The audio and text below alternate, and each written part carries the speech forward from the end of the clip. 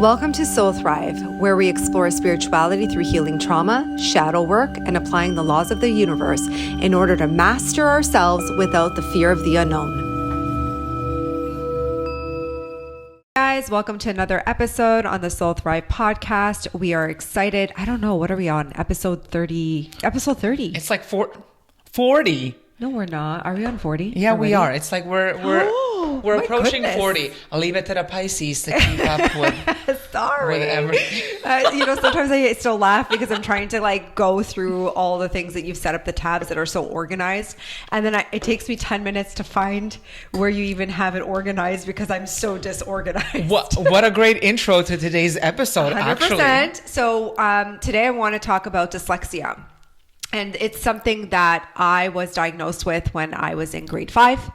My grade 5 teacher, I still remember her, Miss Travinsky, loved her. She was one of my favorite teachers. Oh, I thought you were going to say that bitch. No, she was lovely.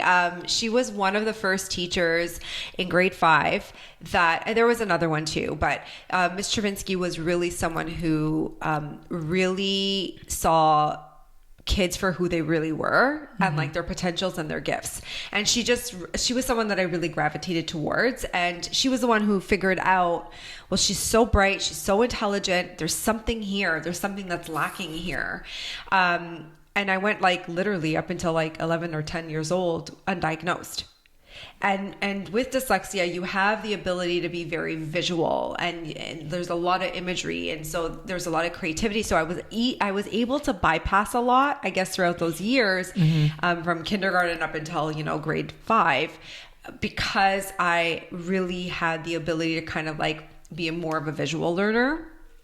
And then eventually once they figured out, okay, this is what her learning disability is, then they started to offer support and help in that. So really it was just about slowing things down in the third dimensional way of looking at things. Yeah, that's so interesting. Yeah. No, I have so many questions, but just to take you back to that time, was it, because I think now we have a much better understanding of what a learning disability is, because a lot of times people think, oh, it's also like an intellectual thing, or you can't process information, but it's actually not. It isn't. It's just a different way that your brain processes information. Right. It's not a linear. For me, I know that I function well in 3D because my brain can make sense of things, structure things, a linear way of learning. While dyslexia is not like that. We don't think in a linear perspective. I think in multi-dimensional perspectives. So it makes me really, really good at my spiritual gifts. And throughout the years of me understanding why I had this disability, first there was a lot of shame with it. Yeah, were they oh, this is a disability, which is it's not. But I feel back then it was a limitation if you want to fit into a normal way of structuring your life and your experiences, and you're somebody who is going to need the added support or that extra time to study more, understand, or whatever. But it's very hard for someone who has dyslexia because your brain's not operating like that. Well, isn't it so funny that we think it's a limitation, but it's your power, actually? Well, I find, you thought it was a limitation. Now you know that it's not. I thought it was a limitation for many years, and I thought it was something that I was really ashamed of because I am so smart. I think I'm a really smart person and I'm very capable and I have a lot of great qualities about me. But then when it came to spelling, it was awful. Or sometimes when I'm really fatigued, even now I notice I'll still see things backwards, letters or numbers backwards sometimes. It's just the way my brain processes things, right? And it's fine at the time. And then when I started to embrace more and more of my spirituality, it all started to make sense, especially with me being able to access the spiritual realms and multi-dimensions. I was like, oh my God, there is no way in the way that I operate that I would have the abilities that I do and the way that I think and the way that I process the experiences and the information that I access if I wasn't dyslexic. Right. So does that mean the chances are that those people who are dyslexic, is it easier for them to connect to the spiritual realm? Oh my God, yes. It's so easy for individuals to just have that access because of the way that their brain is operating. Okay, so how What are some aspects of dyslexia that would help with that? With dyslexia, I'll just start off by saying that you do have heightened intuition. Is it innately. a coping? It's not necessarily a coping mechanism. It's just because with linear thought, you are listening to tone and frequency from a third dimensional perspective. Mm-hmm. And so phonetically, you're hearing things in a specific way that's like conditioned behaviors. Like you're thinking about it in a conditioned type of way, in that linear, like A is A, B is B, C is C, and each one of those have a tone and a frequency, right? Same thing with numbers, or same thing with music or whatever. With someone who has dyslexia, we don't operate like that. Tone and frequency for us is very different. We hear things differently. We process things differently. We see things differently. We cannot see it from a linear perspective. It just doesn't make sense to our brain. Okay. And so what do we lean on then? If we don't have the skill sets, or that isn't nurtured or understood, because there's no such thing in the school system other than like some meditation now that they are mindful breathing. They're not going to be like, oh, you guys all exhibit these types of intuitive gifts. We're going to put you in this classroom and we're going to nurture these gifts within you. Imagine. Oh my God, that would be amazing. But this is the way your brain's processing. So you have the ability to tap into intuition innately. Mm-hmm. Like, so most people have to learn how to access their intuition. You have to like learn how to tap into that. Just like I have to learn how to like memorize writing and a specific word over and over again, let's say, right? Okay. Like when you're a kid, spell apple and you're like, apple, I've got to remember it in my head and say it over and over again in order for me to write it down. And even then, sometimes it's not going to compute. Verbally, I could say it to you. I could spell it verbally. But when I write it down, energetically, it's not lining up. There's a discord. There's a disconnection. So then how did you as a kid learn to tap into your intuition to then...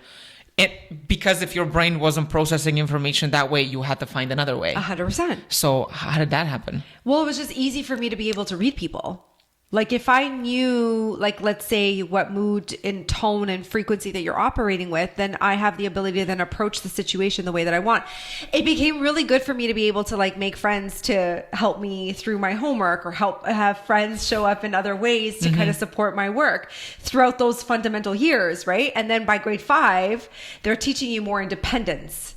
So then it was like, oh, now I'm struggling because like I don't have my friend who I intuitively tapped into to help me with this process. It's very, very crafty, but it is what it is. Children are all going to do that. And then it was like, okay, well, there is a limitation here that we need to figure out. Limitation from that perspective, feeding into the school system.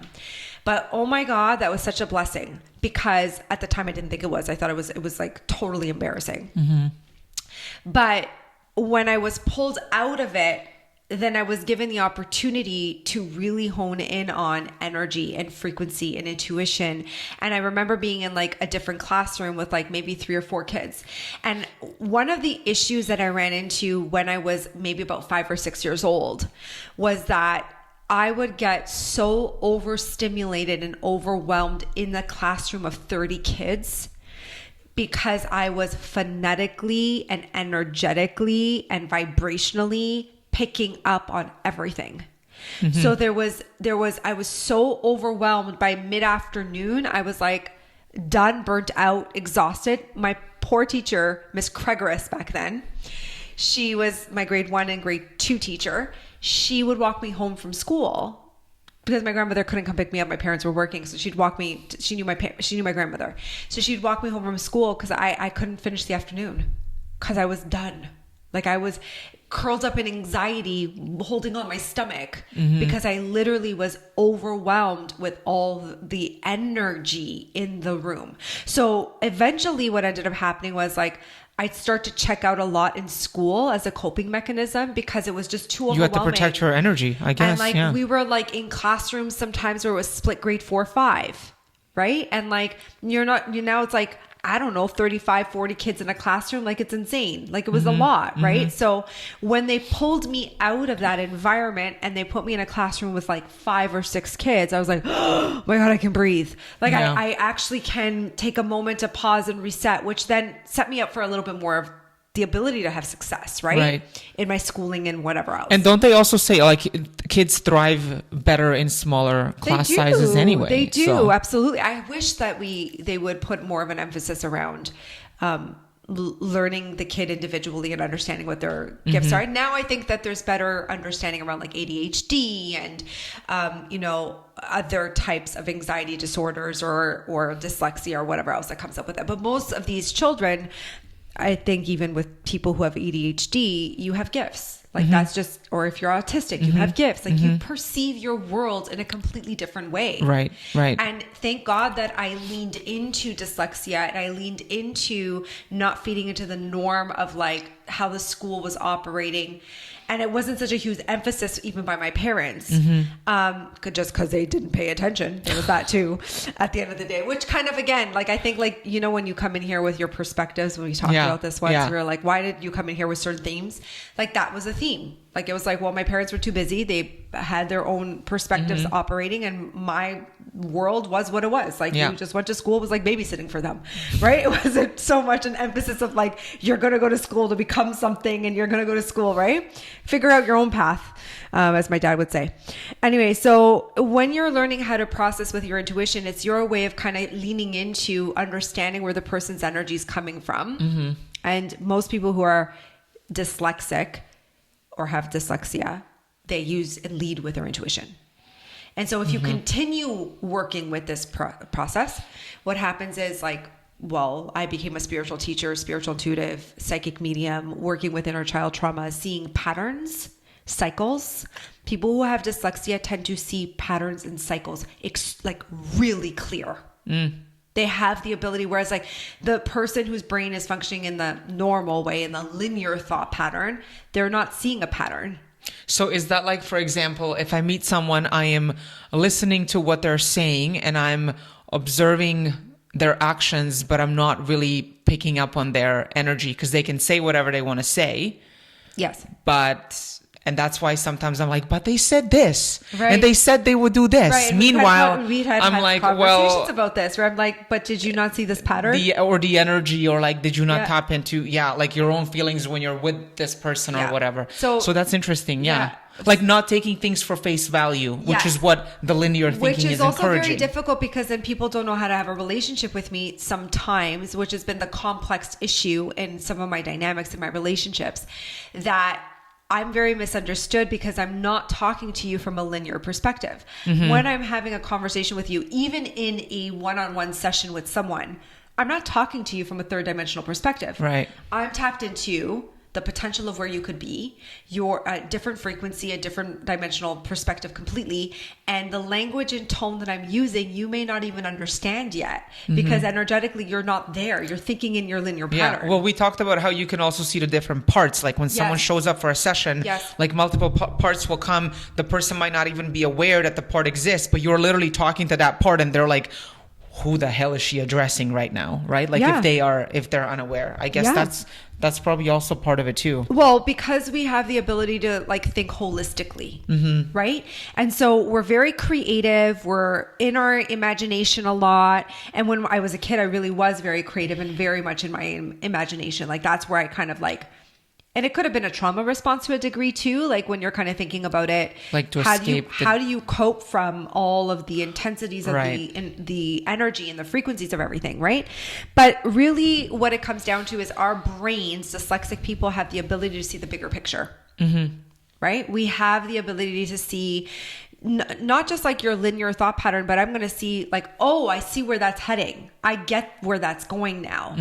You haven't even understood that yet, but my brain has made sense of it. Right. Which is hard because when you're trying to communicate that to people in linear thought, people who operate in that one third dimensional perspective, they're going to be in a state of resistance to what you have to say because they haven't materialized it yet. Well, it's a completely different concept, so of course you're going to reject it. Versus me, who's like, I've already materialized it for you. In my head, it already exists. It's already here. Is that like, oh, you have multiple timelines and you could be going this way or this way and that way, and then you could end up in like 3 different fucking Well, this is places. why I think like I often say to people like it's so important for you to be find solutions for your problems. right? Like if a linear thought pattern, the only way I can communicate that to someone's like, okay, well, what's the solution to the problem here? Right. I've already thought about 4 different solutions for that person and their issue in that moment. They haven't even they've thought about one solution for the problem. And then that one solution for the problem may not even be the solution for the problem. Whereas like for me, it's like, but that's cool, but let's look at these other aspects, right? And let's look at the parts of you that are on board with that and parts of you that are not on board with that. Let's look at your patterns. Let's look at your way of operating. Like I'm looking at all of that, and then intuitively I'm tapped into that too. So I'm actually gaining even more clarity around how you're operating and what you can align with. The issue is running into what we refer to as the resistance, right? Because like most people are in their linear thought perspectives, then understanding that there's more that can't meet the eye. Too rational. Right. Yeah. I do think that there is a lot of emotional intelligence that comes with people who have dyslexia. Well, they would have to. Yeah. We don't operate, it's not to say that we're not logical. It just means that we do understand things from a very emotional, intelligent perspective. Like we're going to think about this from a different point of perspective, and we're going to really empathize and understand where you're coming from. And then we're going to get really annoyed and frustrated sometimes that you're not doing what you said you were going to do, or how you were going to operate, and like how easy it could be to get out of the situation. Right?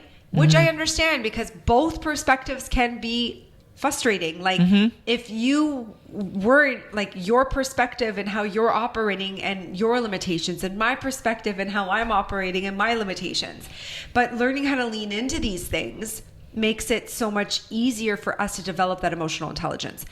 People with dyslexia innately have that. They are more in tune that way because they are not thinking just by words and things that you're just communicating to me. We're reading more than that. That's why I tell you guys often, I'm like, I know, I hear what you're saying, but I'm reading something completely different off of you. Right. I've said that so many times, and a lot of my clients know that too. So I think I wanted to do this episode too in a lot of ways, was because I really wanted to educate people on this. And like, if someone does have dyslexia, like lean into this, because I think that there may be like a struggle of like you trying to fit into like that linear way of operating, and like it's just causing more resistance or an issue in your life. Whereas if you just leaned into what your gifts are, because now I look at it as a gift. As a gift, right. 110%. It really, really has brought a lot of blessings in my life because I've really leaned into it. I think because I wasn't very vocal about it with a lot of people, I think that there has been misunderstandings because of the way that I operate and the way I think, which can rub people the wrong way. And I get that, and I understand that. But also people who only see one perspective though, that's who I feel it rubs the wrong way. Because I think with all the work that we've been doing for the last 10 years, I think it's been all about shifting your perspective and seeing the bigger picture and not relying on the third dimensional processing and looking at what people are saying and being like so rational and just kind of like expanding your horizons and like even feeling into things. Yeah.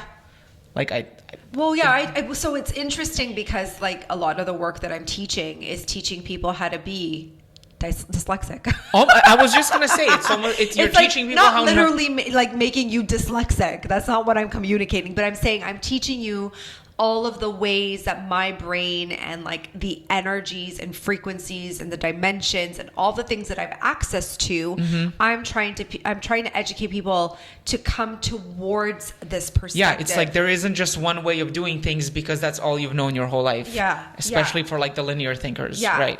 If more and more people were kind of like open-minded to that, I think that there would be more of this understanding. I think what the issue with linear thinking, now that I'm thinking about this a little bit more, I'm actually not thinking about it, registering a pattern, because I've seen it and I've been around it for a very long time, is that innately you guys want to just do something, work on something, and move on from it. It's like a checklist. Well, yeah, it's like, okay, it's done. I did it. Goodbye. Whereas a person with dyslexia, let's say, or a person who's tuned into emotional intelligence, they register that you're not done with that. Like, I know that this is here, but this part of me that exists within me and I have this awareness is linked to a pattern.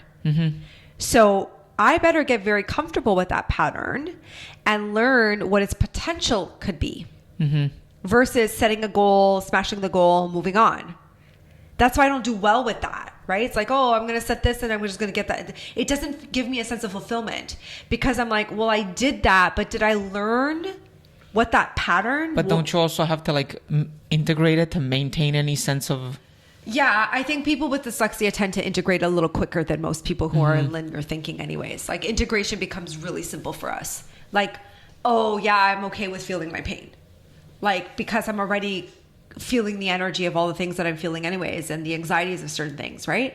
So I think we innately can lean into it a little bit more. Whereas like I do find with people with ADHD, and if you aren't like actually actively and proactively in like therapy or healing or doing all the things that like putting in or leaning into your spirituality to a degree, it's even more confusing. You're even more struggling, which people with dyslexia, it's not quite like that. Like our brains are very interesting. Like we light up in different ways. And so I've never not been successful. Like I've always kind of, because I can see the bigger picture. Whereas like, I feel like if you have dyslexia, you may not necessarily see the bigger picture, because that's a whole other conversation. We may have to do a episode on that alone. But yeah, so my brain is always like, oh, but it's so possible. Okay. Yeah. Because you're not relying on just whatever is in front of you. No. And then what the struggle is kind of moving through the energies and the limitations that are around me. People around me that are operating in those limitations, because that's what stops me from going into, but I can have that and I can do this. And because I'll hear someone say, that's not possible. It's not, you can't do this. And I'm like, but here's the process. Here's a path.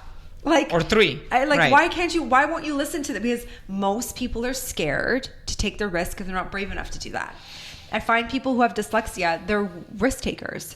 There's a degree of them being able to be like, I want to try that. So to end, if someone is diagnosed with dyslexia, what would you tell them to sort of help them lean into those gifts and maybe even shift their way of thinking or their perspective on the diagnosis? Well, I would say that you're naturally spiritual. And so if you are someone who has been diagnosed with dyslexia or is dyslexic, notice how you're leading with your intuition in your life and become aware of what you're really good at when it comes to like solving problems and patterns and viewing the bigger picture. And maybe you're in a job right now or in an experience right now, and if you just leaned into that a little bit more, you'd be able to see like what you're really good at, and you could actually really successfully move into that direction effortlessly. The other thing too is I want you to become aware that you do spontaneously channel, and you are getting a lot of insight and wisdom from the universe consistently. And so you have to trust the information that's coming into you, because you are not operating from a third dimensional way of existing. You are operating from 4D, 5D and higher. So you have access to information from a different perspective completely. What would you say is the biggest barrier for people with dyslexia? The people around them. It's the people around them. So also registering if those... It really is, because like you already know what your limitations are, and then you're around people who are operating in their linear thought patterns, and you're seeing them operate in a specific way, and then you're thinking to yourself like, why can't I operate that way? Or why do I feel misunderstood? Or why do I feel like the way I'm communicating this right now isn't being heard, but then this person's communicating the exact same thing to me and they're being heard? Right. And so it really is about aligning yourself. And this is something that I've had to work really hard with, and I'm still struggling with, is I have to align myself with really good people. Like I have to be around people who are willing to see their shit and willing to go through it and willing to examine their experiences and be open-minded, and also be able to kind of like start learning how to tap into their intuition and energy so that we can have those conversations. Because I do feel sometimes I'm here a lot in my head, and there's a lot going on in my head, and there's a lot that I know, yet I can't necessarily convey it in a linear thought pattern sometimes because it's a completely different tone and frequency. Mm-hmm. This is why too, when you're a medium or when you're channeling information, you'll see like scribbles on paper if you're working with, like, sometimes you see this. You see my notebooks, and I'm scribbling and I'm scribbling and I'm scribbling, and it to the like the normal eye, you're like, what the hell's on this paper? But for me, it's a full frequency of information. Mm-hmm. Like, I'm seeing patterns, I'm seeing cycles, I'm seeing all these different experiences just to kind of make you guys understand how my brain operates and when I'm working on a one-on-one session. So it's very, very different. That's why I say, like, if you are someone who struggles with it, you have to lean into it, mm-hmm. because it really is there to help you grow into the spiritually evolved you chose it. You're going to come in here to spiritually evolve regardless. So you should lean into it a little bit more. Yeah. Okay. So learn something new today. I'm glad I got to share a little bit about that. Because it's something that I have, and I embrace it, and I love it. And I think that it makes me really great at my work. Yeah. I like it. We can end on that. Yeah. Thanks, guys, for tuning in.